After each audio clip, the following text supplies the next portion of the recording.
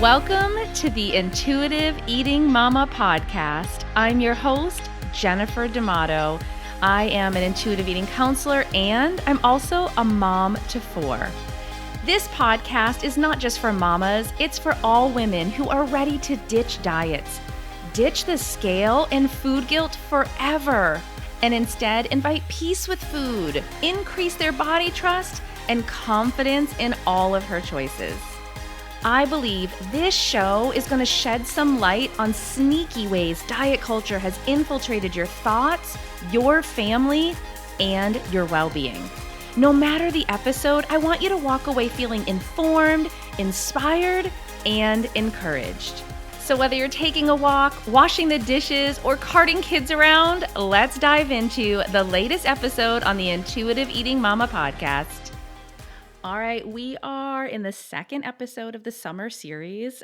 And before I hit record, I'm like, why can I not say summertime without thinking of Will Smith's song? And then I go into singing the entire song in my head as I'm preparing to record. You're welcome if you're like me and now you have that song in your head. Just go put it on. It's still a feel good summer, like get you ready in the mood for summer. All right, we're already like full in summer, but still, it just goes so well. It's on my playlist for when I'm out at the pool this summer, every summer, all the time since it came out. The 90s music just hits different. Okay. So you know we're in this summer series, or maybe you're brand new and you're like, what the heck is happening here? We're doing some rewinds, and they're coming directly from questions asked in the spring intuitive health reboot. I love group coaching because these women are so unbelievably supportive and helpful to one another while they're getting coached, while they're working through like the undoing of diet culture and the redefining of their own health. It is such a blessing for me to be part of. Yes, I love doing the work of helping other women, but man, I get to witness women supporting women, women encouraging women. I get to see what happens when we come together for a shared purpose. Oh, I love it so much. And yes, the fall group will be opening. I want you there. And if you want to be there, head into the show notes, click get on the VIP list. I have so many amazing things for women who are wanting to remove food guilt, who want to feel better in their body, who are working through their relationship with food and their body image, and they want to go out to eat and enjoy the food. They want to sit by the pool and feel comfortable and confident and eat the dang burger without self-judgment or caring what anyone else thinks. Yes, those are my VIPs. Head into the show notes, be sure to click that. And then let's listen in for today's Rewind episode, which is about clothing. One of the questions that came up in the Intuitive Health Reboot for spring was like this frustration with the clothing industry. Why is it so hard to go shopping and find clothes? Or why are we in a store and I'm trying on this size and it fits, but then I grab that, same size and something else and it doesn't. It can be so frustrating. I recorded this episode originally in 2021. The information is still so relevant. And I feel like when we have this kind of information, it can be really, really empowering. All right, without further ado, let's head into this was episode 96, Why You Can't Find Clothes That Fit. Hey ladies, welcome to episode 96 of the Health, Life, and More for Women podcast. I'm your host and intuitive eating counselor, Jennifer D'Amato. I have had a recurring theme within my intuitive eating counseling practice. Most of my clients going in their closet and finding that their clothes don't fit. I actually am hearing a lot of this outside of my sessions as well, just people I chat with and converse with on social media. And I myself have found this to be true, especially coming off of last year, especially coming off of one of the most stressful years collectively we've been through, but also personally last year. If you've been following, you know that I had what was deemed a lumpectomy. Yes, cancer-free, but I also had reconstruction. So my stress level last year was kind of through the roof.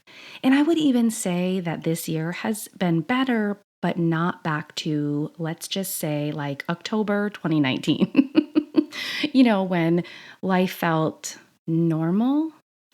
So, what I'm hearing from a lot of women is they go into their closet and they're just not fitting in the clothes.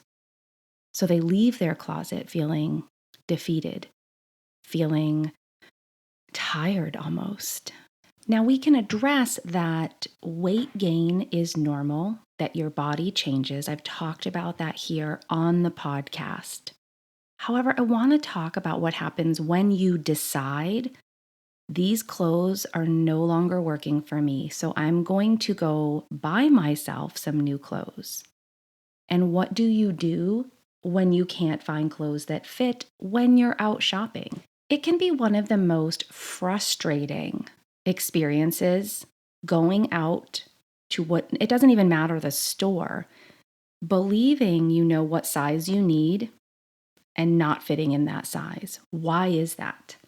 So I want to break down a few things. I want to do a brief history of sizing because actually I believe that understanding of how sizing, especially of course just for women, is going to be our focus here, but understanding that can be really eye-opening to why things are the way they are.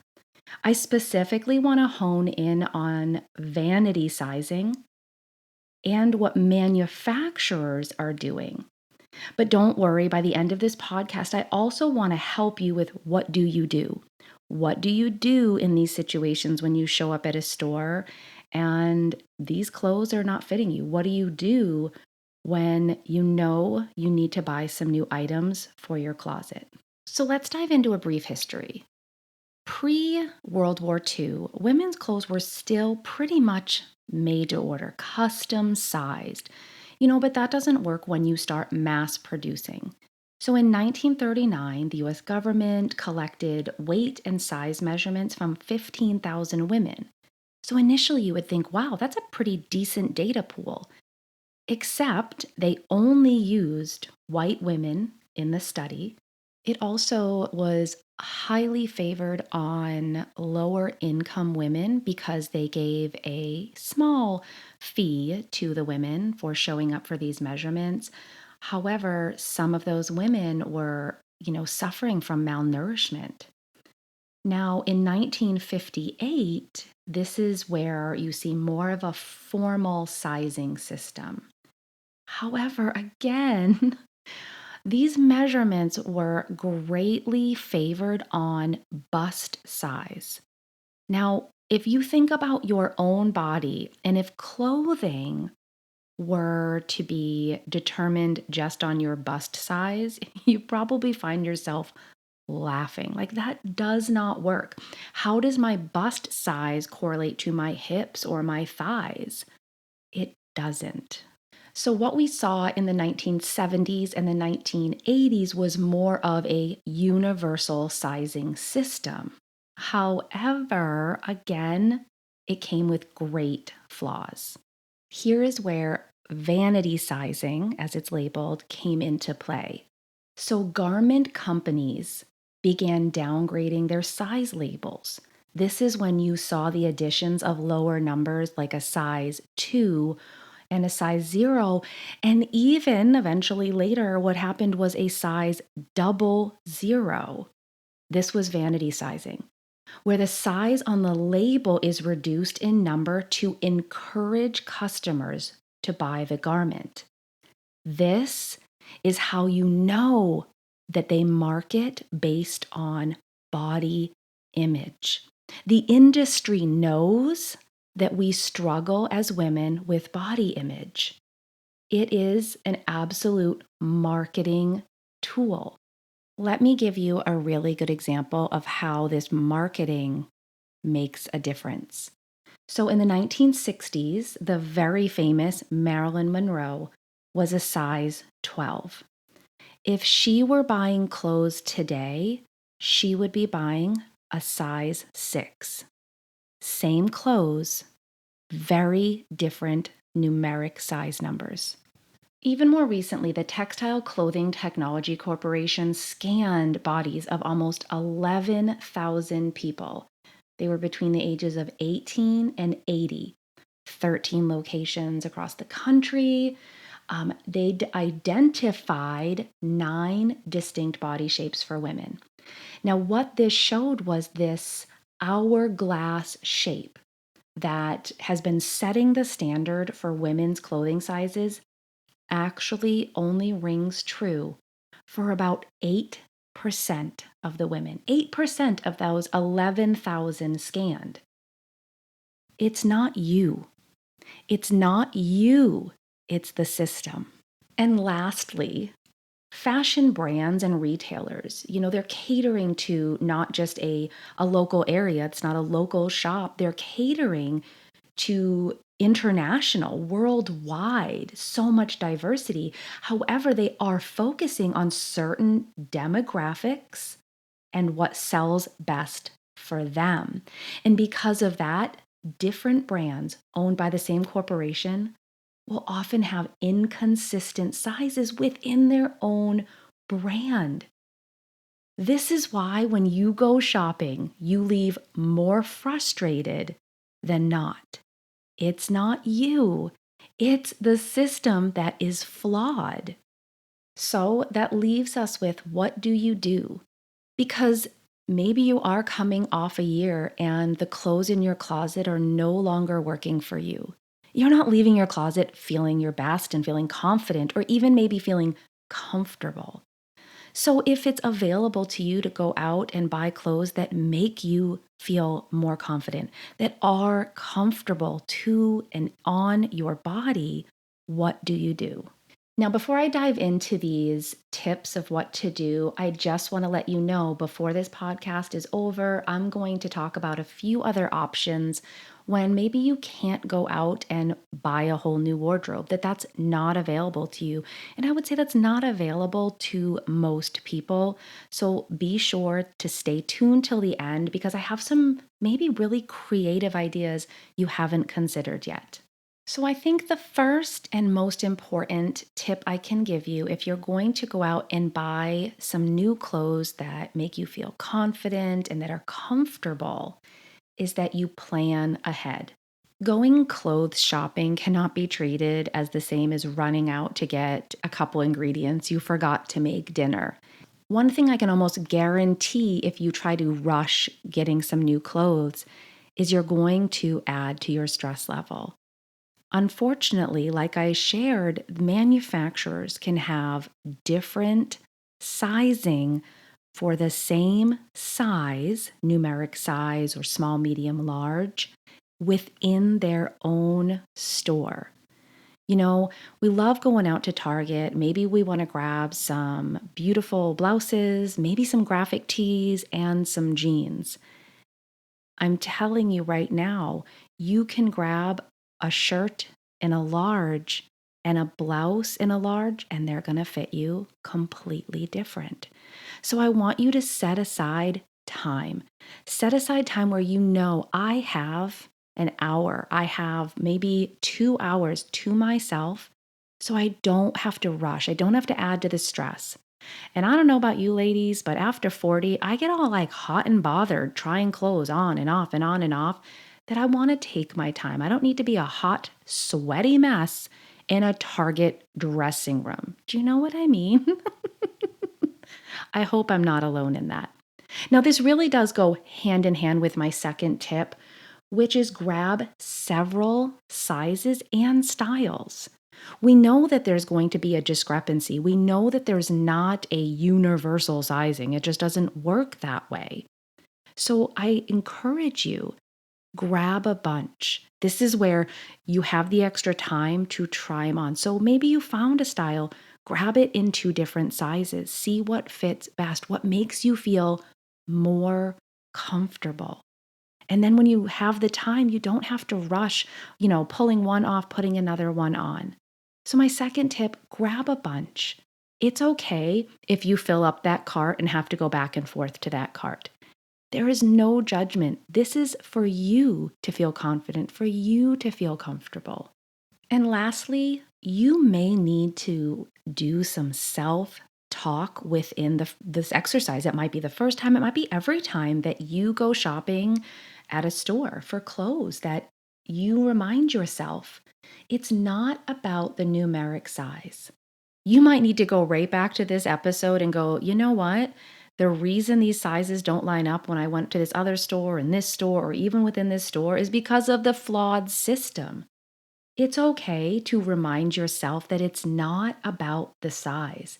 It's about comfort. It's about confidence. It's about how it fits on your body as your body is right now. So, those 3 tips: plan extra time so you don't have to rush and feel stressed. Grab several sizes and styles. And this last one is to remind yourself it's not about the numeric size, that the flawed system is what makes you have to grab 2 or 3 different sizes in the same top. It's okay to incorporate some positive self-talk within the context of shopping. So, like I said, I acknowledge that not everyone can go out on a shopping spree or even go out and buy new clothes, new wardrobe, any of that. So, I want to just give you a few other options that might be better for your clothing budget. So, the first one is Amazon Wardrobe. Now, what I like with Amazon Wardrobe is there are free returns on what doesn't fit or work for you. Now, again, this might be where you are spending some more money up front, but you have the ease and maybe less stress and time to try those on in the comfort of your own home. So I've done this before, I've tested it out, and I'd say I keep about 80% of what I try from Amazon. I don't buy a ton at once. I might buy 2 or 3 tops and then return what I don't like, what doesn't fit me well, what I don't feel comfortable, the fabric, etc. But I do love the option that there are free returns and I'm in the comfort of my own home. Now, another option, and this might be if you have a much bigger budget or budget's not like a consideration. You don't have to be concerned with budget when it comes to clothes shopping, is something like Stitch Fix. So this is where you are giving information to this program, this app, if you will, and they're sending you clothes. Again, your style, your size, things that they believe you'll like. You get to try them on in the comfort of your home and then send back what you don't like. And of course, they can really customize the clothing that's sent to you. Now, I know other women who've tried this and they love it. I mean, they said they'll never go to a store again because they really get everything they need. However, this is going to be on the higher end of your budget. A great option if that's an option for you. There are several companies now that offer this kind of service, so you just might want to look at the one that seems to suit you, your budget, and your style best. So another option is to do consignment in thrift stores. Now you can do that in store. There's so many options out there now, from Goodwill to Salvation Army, but there's also online options. So ThreadUp is one of them. It's an online consignment and thrift store. So you can even clean out your closet and post items that you're selling, along with the option of going on and purchasing items. I mean, this can do double duty. You can clean out your closet of clothes that are no longer comfortable, clothes that are not fitting well, clothes that you don't feel confident in.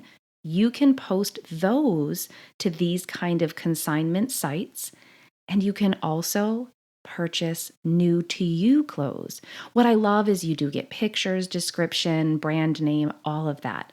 Another site that I'm more familiar with that's similar to this is Poshmark. So again, women clearing out their own closet, putting gently used, some brand new tags on, can be found on these sites.